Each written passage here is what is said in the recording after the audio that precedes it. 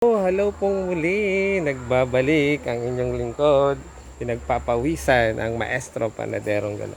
So gulayan updates po tayo sa ating mga ipinunlang mga pipino at ampalaya.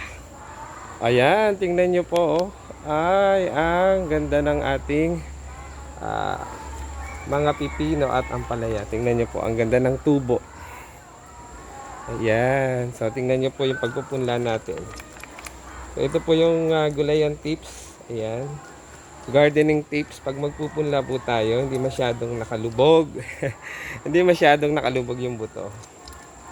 Huwag po nating isasagad sa ilalim ng lupa. Ayan. So, kung gaano po, sabi nga po doon sa ating mga napapag-aralan, kung gaano po kalaki yung buto ng halaman or seeds ng halaman, doble lang po yung size nun ang ilulubog natin sa lupa. Ayan. Gulayan updates. Ayan po, siguro po by next week ita-transplant na po natin yan. Then bala ko po ditong magtanim. Ayan, dito po sa dalawang plat ng pipino sa loob ng greenhouse. Ayan. So maglalagay na lang po tayo ng pala-pala or trellis kung tawagin. Yung pagapangan.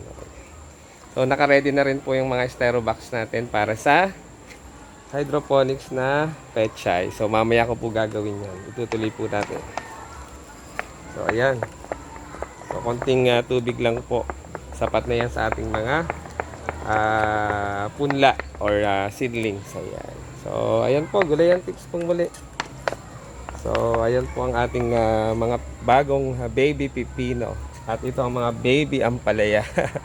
Tingnan nyo po. Oh, ayan. So, kaya po ang aming gulayan is tuloy-tuloy. Sustain po ang aming gulay. Meron po tayong mga seeds, siyempre. Maraming salamat po sa mga nagbibigay. Siyempre, yung ating stakeholders.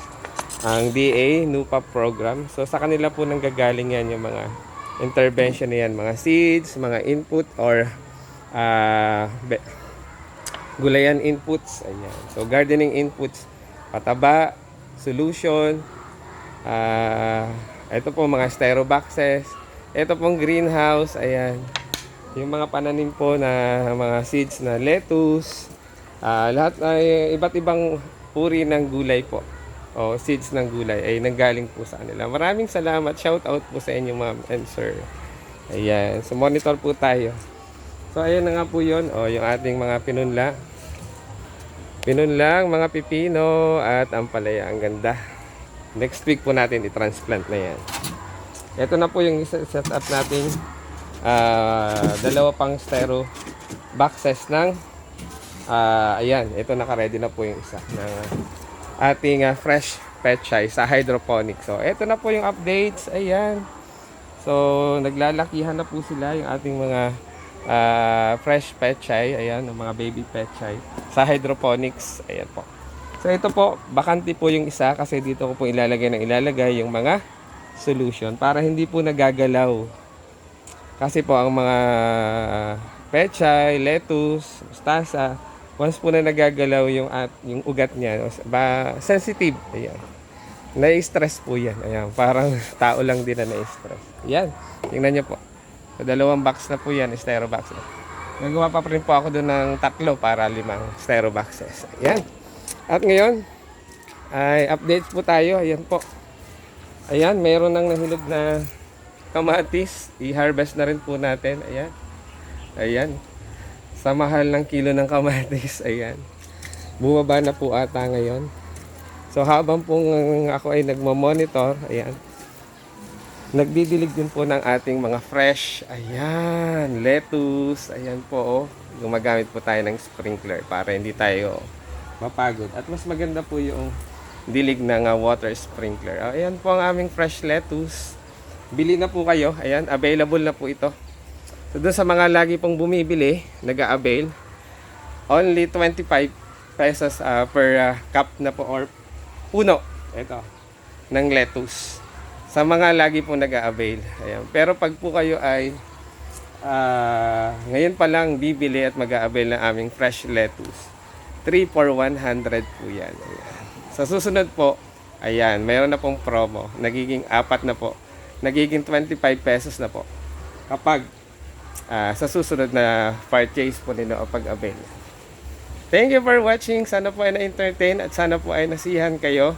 Ayan, sa aming mga gulay, dito sa aming gulay sa paaralan. Ayan. Muli, ito pa ang inyong lingkod, ang Maestro Panaderong Gala. Nagsasabing makamatis. Ayan. O magulay na araw po sa ating lahat. Lagi po tayong mag-iingat. Stay safe po tayo.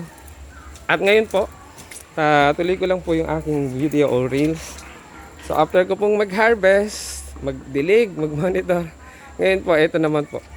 I-harvest po natin yung ating tinatawag na coco peat or coco coir. Ayan. So ang ginagawa po dito is pinakukuluan para matanggal talaga yung acid content, yung mataas na acid content. Ang ginagawa ko lang po is ibinababad ko po siya ng isang araw. Ayan. Kaya i-harvest na po natin. Kahapon po is inilagay ko po yan mga ganitong oras. So i-harvest na po natin. Patutuyuin. Ito po yung ginagamit ko sa hydroponics system. Patutuyuin syempre. Lagay po natin dito. Ayan. Ayan po yun. So tanggalin po natin muna ang relos. Baka mabasa. O, dyan lang po kayo. Tapusin nyo po hanggang sa dulo. Lalo tigit po dun sa mga gustong mag-hydroponics or mag-set up ng hydroponics. Kailangan po ninyo dito. Ayan. So, tinatanggal po natin yan. Ayan. O, ayan po. Pinatutuyo po natin yan. Ibibilad ko po muna ito ng isang araw din. Pag tuyong-tuyo na. Ayan. So, normally po ang ginagawa dito talagang pinakukuluan. Ayan. So, ito na po yun. So, patutuyuin ko po siya. Ibibilad ko po siya sa init ng araw ng isang araw. Then, hahaluan ko na po ng konting organic soil. At pwede na po siyang ilagay sa ating mga styro cups para sa hydroponic system. Ayan. So, sana po ay may natutunan. Sana po ay nag-i-enjoy. Tuloy ko lang po yung aking ginagawa dito sa aming gulayan sa paaralan. At medyo malapit ng uminit pero umaga pa rin po. So maraming salamat po sa panonood. Thank you for watching. Sana po ay kayo mayroong natutunan, nalibang, na-entertain sa aking video. Muli, ito po ang inyong lingkod, ang Maestro Panaderong Gala, nagsasabing, God bless us all. Ingat po tayong lahat. Thank you for watching. Follow na!